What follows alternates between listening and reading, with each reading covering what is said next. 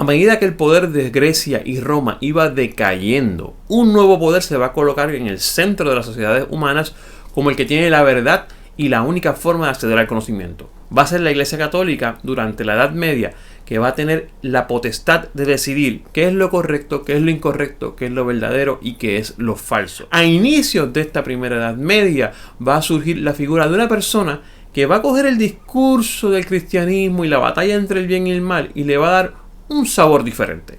Hoy presentamos a Mani, el creador del maniqueísmo.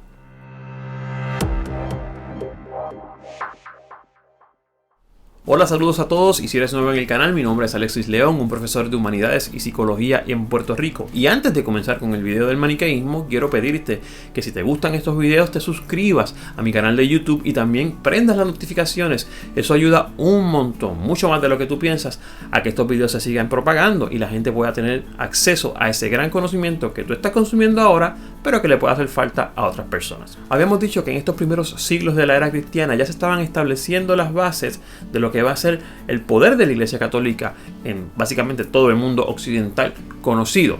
Este poder de la Iglesia Católica, que se fundamenta sobre todo en los escritos, en las enseñanzas que dejó Jesús en el cristianismo y todos los que vinieron después, sus discípulos, pero sobre todo en el carácter filosófico que le va a dar, por ejemplo, San Agustín de Hipona, cuando empieza a pensar y a cuestionar la naturaleza del bien y el mal y el pecado y por qué si Dios todo lo puede hacer, porque entonces el hombre permite que el hombre peque, y toda esta cuestión del libre albedrío, todas esas bases fundamentales y sólidas que va a explorar San Agustín junto con otros, con Santo Tomás de Aquino, que van a ser los pilares de esa filosofía que va a sostener el cristianismo y la Iglesia Católica durante la Edad Media. Bueno, pues en esos primeros siglos, en esos primeros años, se va a establecer la figura de una persona que va a coger esa forma de pensar, ese discurso, y le va a dar como media vuelta. El señor Mani va a crear lo que se va a conocer como la doctrina del maniqueísmo. ¿Qué es eso? ¿Por qué se formó? ¿Y qué es lo que busca? Eso es lo que vamos a ver en este video. Primero tenemos que entender una cosa, y es una de las bases filosóficas fundamentales que dejó San Agustín. Cuando se hablaba de la ausencia de Dios o del mal, cuando se hablaba del mal, se veía como que el mal es la ausencia del bien. Y si se entiende que Dios es el bien, pues entonces el mal sería la ausencia de Dios. Pero ahí hay un problema, y es que Dios nunca está ausente. Por lo tanto, San Agustín empezó a elaborar escritos e ideas que iban en la dirección de que el mal no necesariamente es la ausencia del bien. El mal es la falta del bien. O sea, el bien siempre está ahí, Dios siempre está ahí. La falta de Dios quizás en tu vida es lo que hace entonces que entre el mal. Esto rompe un montón de filosofías antiguas, sobre todo las filosofías ontológicas. Cuando hablábamos, ¿se acuerdan? Que hablábamos de Parménides y del ser, y que cuando algo no es, pues no puede ser. Eso es un revuelo que pueden ver en un video anterior, se los coloco por aquí, y también el enlace en la descripción del video por si lo quieren ver. Esto da un nuevo giro, porque ahora no necesariamente es que una cosa significa la otra, o sea, en criterios opuestos o excluyentes. O sea, si no hay bien, entonces es que existe el mal. No, Dios siempre va a existir. Es la ausencia de ese Dios, de esa caridad de Dios, o de ese acercamiento hacia ese Dios, lo que hace entonces que entre el mal. O sea, que aun cuando entra el mal, quizás todavía existe el bien. Es el hombre el que tiene la potestad o esa necesidad de afinarse más bien con el bien. Más o menos por ahí van las ideas de San Agustín. Usted puede ver más videos de San Agustín. Le voy a dejar un documental muy bueno en español aquí en la descripción del video para que lo puedan accesar también. Muy bueno documental de San Agustín, pero hoy nos interesa Mani.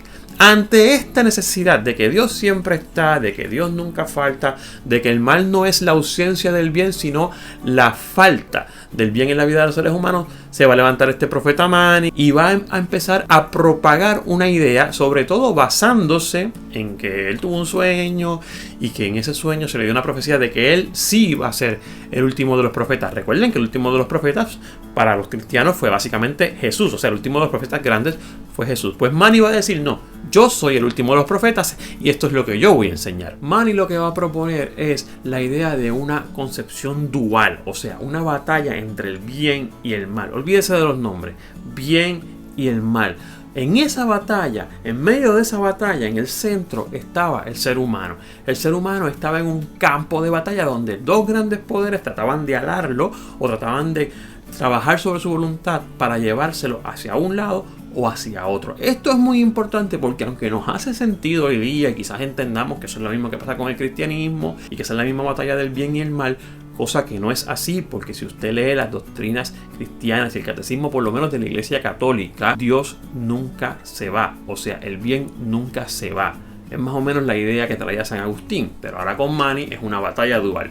Dios sí se puede ir si usted escoge el mal, y el mal se puede ir si usted escoge a Dios. Dos conceptos bien importantes van a salir con estas ideas que va a traer Mani: el concepto de los aliados y los oyentes.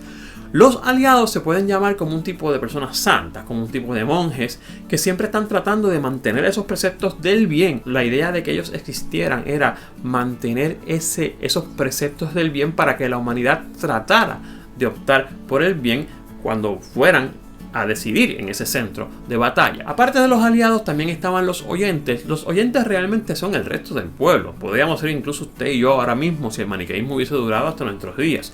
Los oyentes es el resto del pueblo que lo que tiene que hacer es obviamente tratar de elegir mejor, o sea, elegir el bien, pero bien importante, dándole apoyo siempre a los aliados. Quiero que vean en esta opción como siempre, al igual que con el cristianismo, la ayuda del ser humano o la inclinación del ser humano debe ser hacia el bien y no hacia el mal. Lo único que Mani decía, que los dos tienen igual cantidad de fuerza, que los seres humanos no somos entonces completamente responsables de nuestros actos malos, porque nuestros actos malos no son otra cosa que el poder que ejerce ese mal sobre nuestra voluntad. Nosotros no somos dueños completamente de nuestros actos malos, así que se nos puede un poco relevar de esa decisión y relevar de las consecuencias que tengan nuestras decisiones malas. Eso es muy importante porque esa doctrina del maniqueísmo o esa batalla dual y esa cuestión de que el ser humano está en el centro de la lucha y que el ser humano elige muchas veces por un lado o por otro, se va a traer y se va a aplicar a otras disciplinas de la vida, la psicología, sobre todo la política,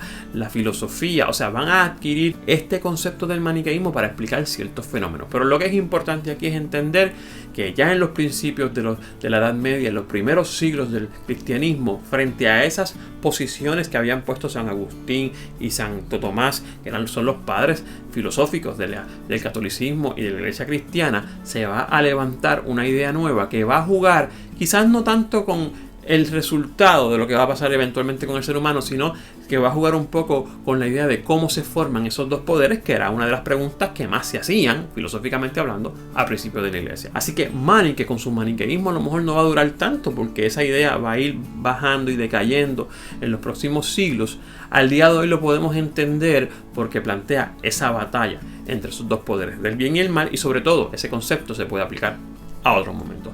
Nos vemos en la próxima con un filósofo que sé que les va a gustar mucho. Bye.